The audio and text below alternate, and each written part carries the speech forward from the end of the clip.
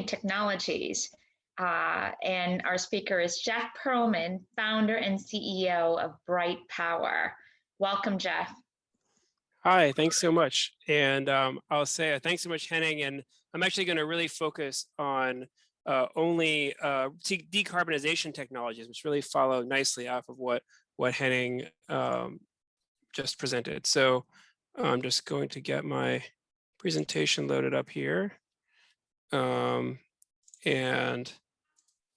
we'll be ready to rock and roll.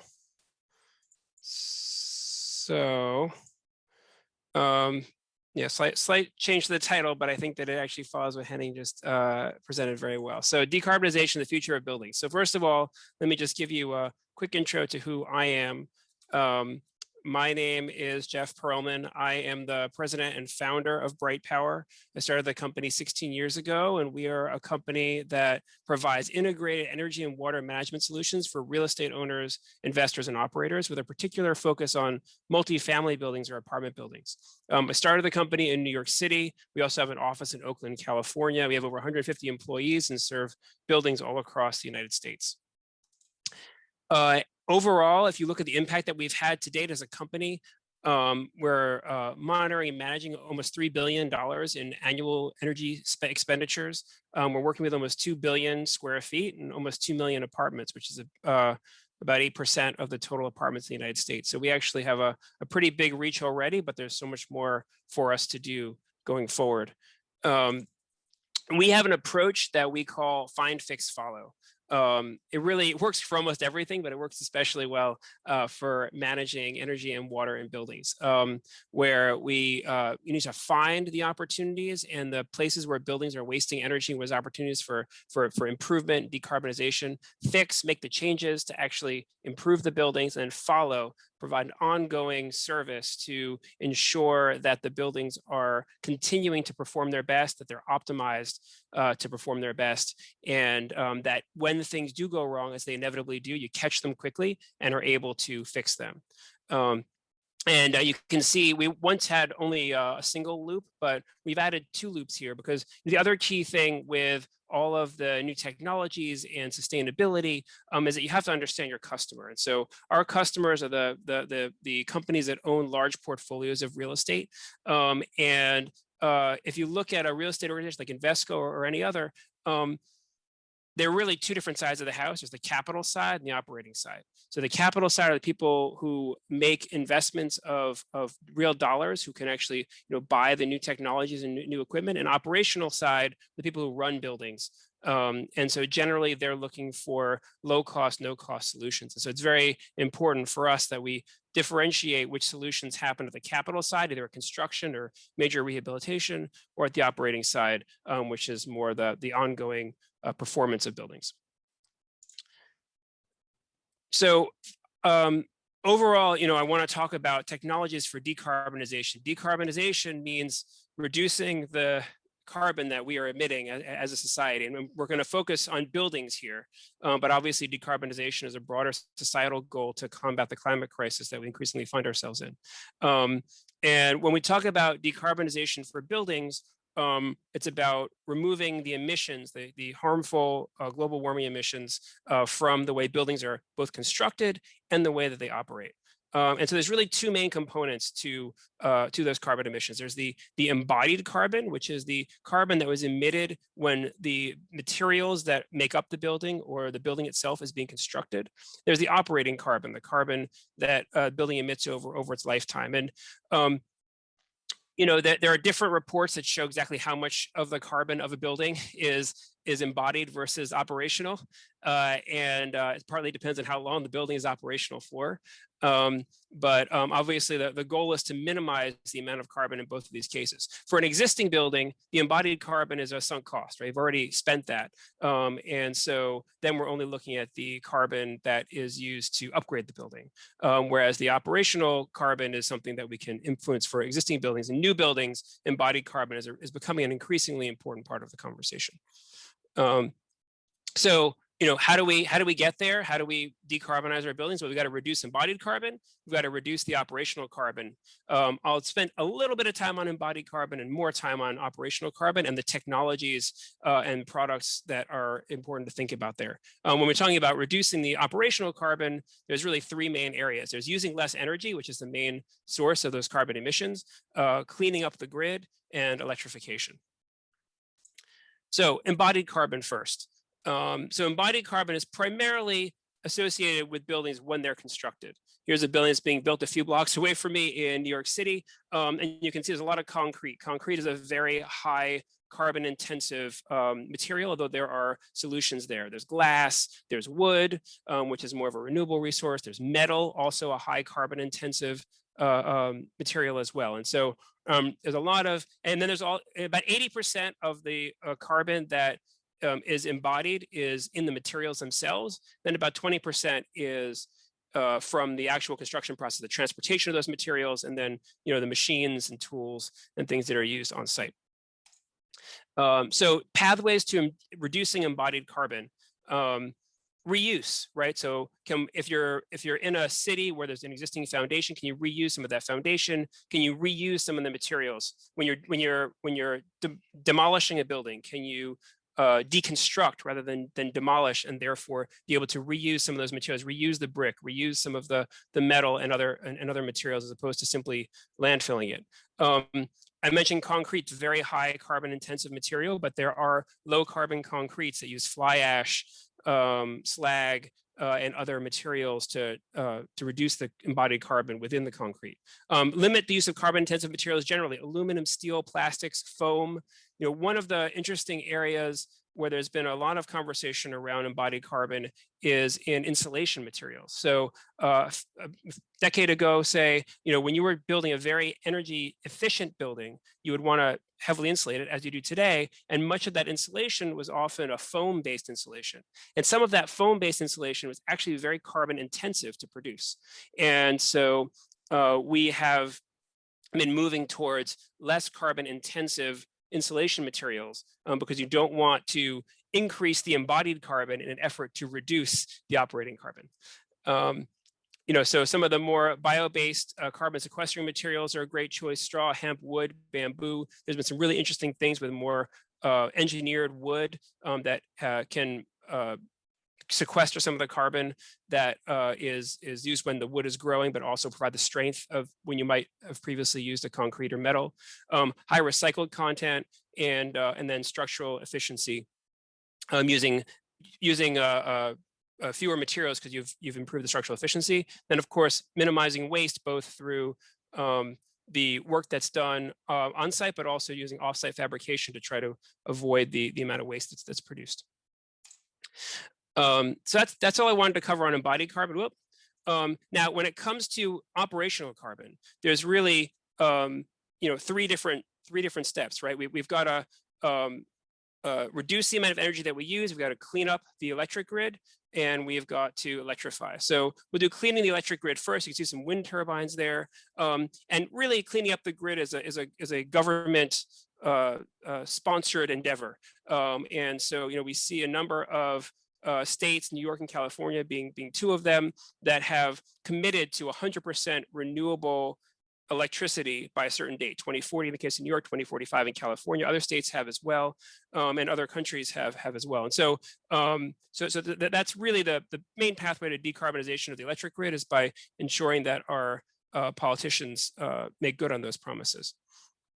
In order for the building itself to use less energy, the first step is you've got to understand where your building's performing. This is a screenshot from an energy scorecard software, which is we developed to look at buildings across a portfolio. Here you can see a bunch of green buildings in a portfolio. The worst one over here is that green bar. And so that green bar is the highest energy user and the one that we would focus on first for energy savings.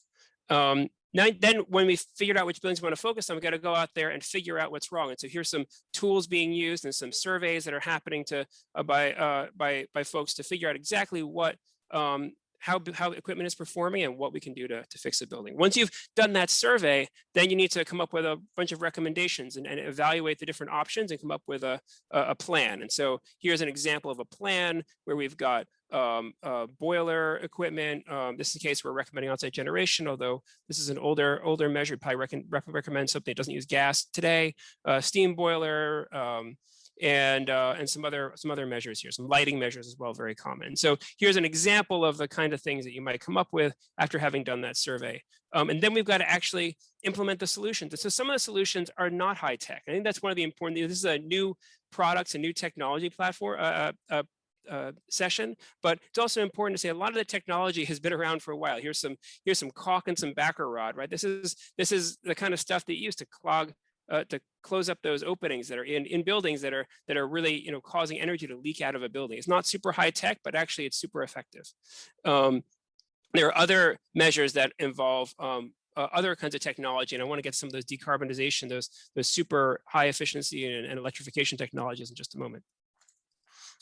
But after you've done that work, after you've upgraded the building, it's important that you measure and verify and maintain that performance. And so you can see here, the light blue is where the building was performing before there was a retrofit done, and the dark blue is what's happening afterward. And so if you don't measure, then you're not necessarily going to get the performance that you were intending anyway. That's a very important aspect of this whole thing. So part of how we measure, how we get there, and part of the new technologies, and there's been a lot of development in the last few years in IoT technology and better ways of doing real-time energy management at lower cost. We can use real-time energy management to use that real-time data and improve operational efficiency. The hardware generates data from which we can glean actionable insights and quickly use smart controls to make real-time changes to where the buildings are operating, streamline those operations, and really result in a predictable performance and therefore predictable savings. At Bright Power, we have a service called Mobius, which is our real-time energy management service. And it's been proven to be very effective at driving improvements in the buildings that we've been able to implement it in. This is just a study that we did that was funded by NYSERDA, which is the New York State Energy Research and Development Authority, to evaluate the effectiveness of real-time energy management, which in our case was our Mobius service. And we saw that buildings that were engaged in that Mobius real-time energy management reduced their energy spend by an average of 5% in 2019 compared to 2018. And they were 63% more likely to achieve their energy savings during that 2-year period. And they also had less volatile energy usage patterns because they were part of that more active energy management, which we see as being a real important tool in driving decarbonization efforts more broadly. So the third leg of this, how do we get buildings to emit less carbon in their operations, is electrification. And so there's a lot of talk about electrification. This is a picture of a car charger, which is another driver in electrification. I'm going to focus more on what's inside the buildings, but obviously this is actually another load that's being added to the electric grid that we need to be planning for. When we talk about inside buildings, there are different main systems, and there are different technologies that we can think about for electrification. So water heating, many buildings use natural gas, and we can replace the natural gas for water heating with heat pump water heaters, or if there's tankless, an electric tankless water heater. And when we talk about space heating, often you have a gas-fired boiler or steam boiler that uses gas or oil, and we can replace that with heat pump water heaters, which is a preferred technology to electric resistance. On the cooking side, there's been a lot of great work in developing induction stoves and ovens, which do require some certain kinds of pots in order to be able to use, but are very effective and very fast, much better than the old-fashioned electric cooktops that many of us grew up with. When you talk about drying clothes, you can go to electric and heat pump clothes dryers, and pools and hot tubs, also heat pump pool heaters. You'll notice in blue, you see heat pump a lot. And the reason why heat pumps are preferred technology and a key technology for electrification is because heat pumps are a very efficient use of electricity. A heat pump moves heat from one place to another, as opposed to just using a electric resistance coil to release heat. If you think about it in terms of efficiency, an electric resistance heater, a coil like you'd see on an old electric stove or one of those electric heaters you plug into the wall. Every kilowatt hour, every unit of electricity that goes in produces 1 unit of heat coming out, roughly. It's about 100% efficient, maybe 99% efficient. But if you look at a heat pump is moving heat from outside to inside or inside to outside. It's the same technology that air conditioners are based on. And that and when you run a heat pump, you can get 3 or 4 times the amount of heat to move as the energy that you put in. People say it could be 300% efficient, but really what they mean is that you're moving the heat as opposed to just heating up a coil. And so effectively for 1 unit of energy that goes in, you're getting 3 or 4 units of heat out. And so that's why heat pumps are such a important technology for electrifying efficiently. So here are some examples. Here are some heat pumps for water heating that we've installed in California. You can see there's both the heat pump. This is a big heat pump. There's some storage tanks. Here's a rack of heat pumps and some storage tanks as well. And the technology works. It works really well. And we're excited to be deploying more and more of it as California and New York and other states are pushing to decarbonize. Here are some examples of heating and cooling. Many of you may be familiar with conventional looking mini split. So that's the inside unit. The outdoor unit is kind of one of those pizza box type units that hangs on a wall or outside a building. And then the inside unit is that and it can do both heating and cooling. So one of the advantages of the heat pumps for heating is that you can also get air conditioning out of them. And so you can have a single system that delivers both heating and cooling. But you can also have systems that can be a little bit more hidden. So in this picture, you can see one that's more recessed in the ceiling. And there are other ways of even recessing them in closets and just having some vents that look more like conventional ductwork.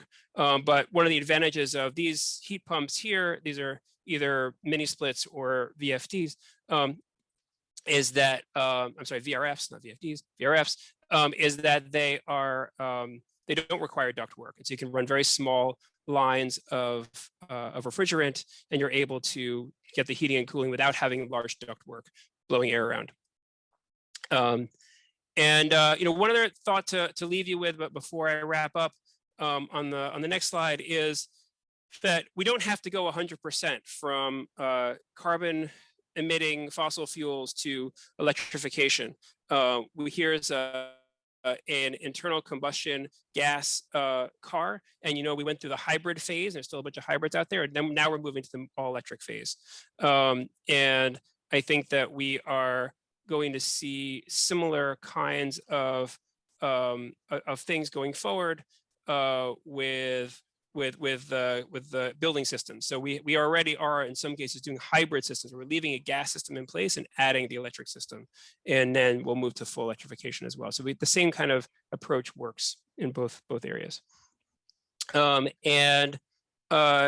Finally, I just wanted to mention that when we talk about decarbonization, again, it's a process. And so how can you get started? So the first step is, let's get our feet wet. Let's, try a project and learn best practices. Identify the partners who you can trust to execute projects from start to finish, not who just have one piece of the solution, but can take you all the way through.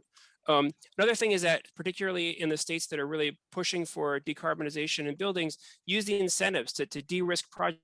The first time you're doing a heat pump project, the first time you're going for an all-electric building, a passive house type building, there are a lot of incentives out there to help de-risk the projects and deliver stronger returns. And finally, if you're building a new building, go for it. Go for it. Scrap the gas line. Go all electric. It can reduce the construction costs because now you don't have to put in gas service, don't have to put in the gas line, don't have to put in the all the equipment that goes with that, and it's really viable to do today, particularly for new construction. So, thank you so much. I'll just leave you with a final slide, which has my contact information on it, and really appreciate your time. Thank you, Jeff. That feedback, I'm sure, is so constructive to our attendees.